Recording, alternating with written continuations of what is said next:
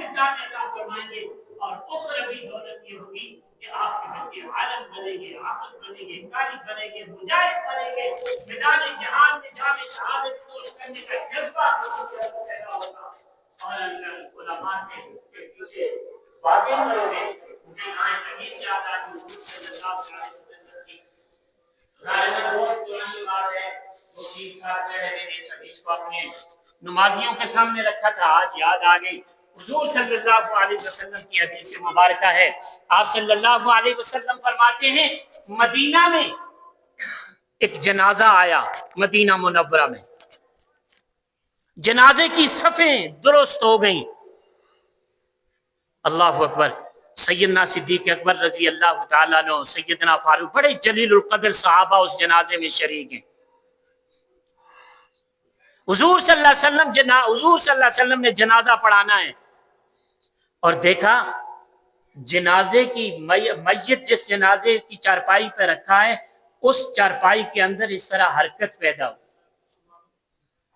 حرکت جب پیدا ہوئی تو سیدنا صدیق اکبر دوڑ کے آگے بڑھے، جنازے کا کفن چہرے سے اٹھایا اور دیکھا میت کی گردن کے ساتھ سانپ لپٹا ہوا اس کا گوشت سے نوچ رہا ہے۔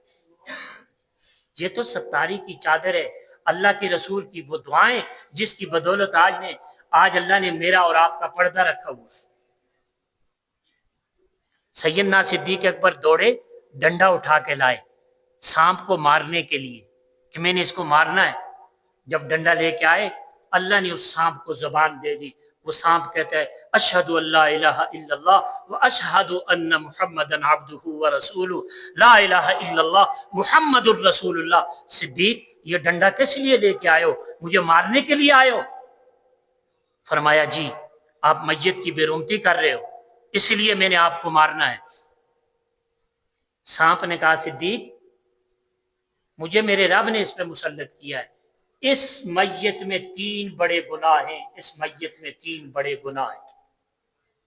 آج اللہ کی قسم امت ان تینوں گناہوں میں مبتلا ہے، ہم سارے ان تینوں گناہوں میں مبتلا ہیں۔ فرمایا کون کون سے گناہ؟ فرمایا سب سے پہلا بڑا گناہ اس کا یہ ہے کہ اذان کی آواز ہوتی تھی، یہ مسجد میں نماز کے لیے نہیں جاتا تھا۔ یہ گناہ ہے آج امت کے اندر یا نہیں ہے؟ دوسرا اس کا کیا گناہ ہے؟ فرمایا دوسرا اس کا بڑا گناہ یہ ہے کہ یہ صاحب مالدار تھا، اپنے مال کی زکوٰۃ ادا نہیں کرتا تھا۔ یہ بھی آج امت کے اندر موجود ہے یا نہیں؟ ہمارے پاکستان کے تاجر اگر اپنی تجارت کا زکوٰۃ کا حصہ نکالیں تو ہمارے ملک میں الحمدللہ کوئی بھی غریب نہ رہے۔ اللہ نے اتنا کچھ ہمارے تجار کو دیا ہوا ہے۔ فرمایا تیسرا بڑا گناہ کیا ہے؟ تیسرا بڑا گناہ اس کا یہ ہے کہ یہ اپنے علماء کی بات نہیں سنتا تھا، اپنے علماء کے ساتھ یہ تعامل نہیں کرتا تھا، اپنے علماء کے ساتھ یہ صحیح انداز سے پیش نہیں آتا تھا۔ یہ اس کا تیسرا گناہ ہے۔ درد دل میرا آپ کے سامنے کہ آج امت ان 3 گناہوں میں ہے یا نہیں؟ یہ 3 گناہ آج اس امت کے اندر موجود ہیں۔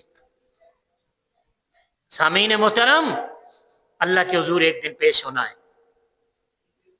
اس پیشی کو آپ ایسا بنائیں کہ اللہ بھی راضی ہو، اللہ کا رسول بھی راضی ہو۔ اور اللہ کے رسول کی رضا کیا ہے؟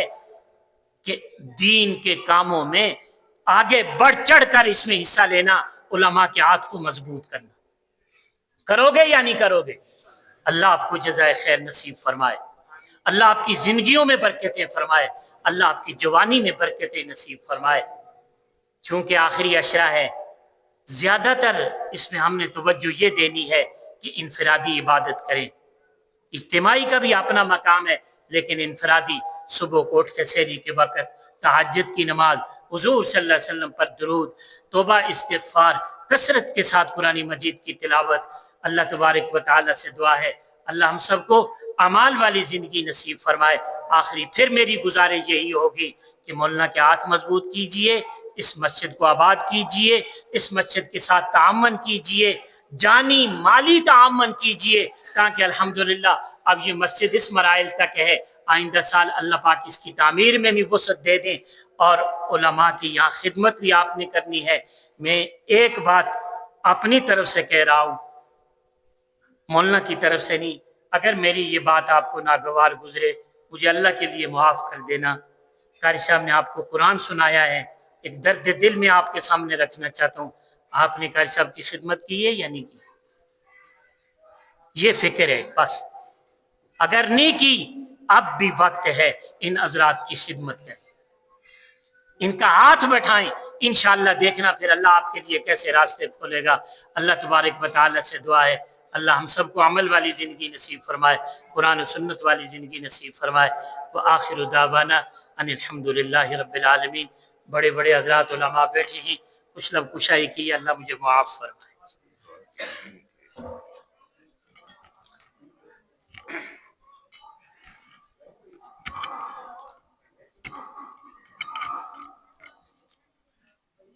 मैं क़ारी मोहम्मद शाहजहां साहब का इंतहाई मशकूर हूँ कि उन्होंने बड़े खूबसूरत अंदाज में अल्हम्दुलिल्लाह मुख्तसर से वक़्त में बेहतरीन बातें की हैं। अल्लाह हम सब को अमल करने की तौफीक अता फरमाए। अब ये यहाँ हमारे इस इलाके के हमारे सदर हैं मौलाना जान अफसर साहब, वो तशरीफ़ लाए, इकराम साफ़ी साहब तशरीफ़ लाए, दूसरे कारी साहब तशरीफ़ लाए। ये जितने उलमा इससे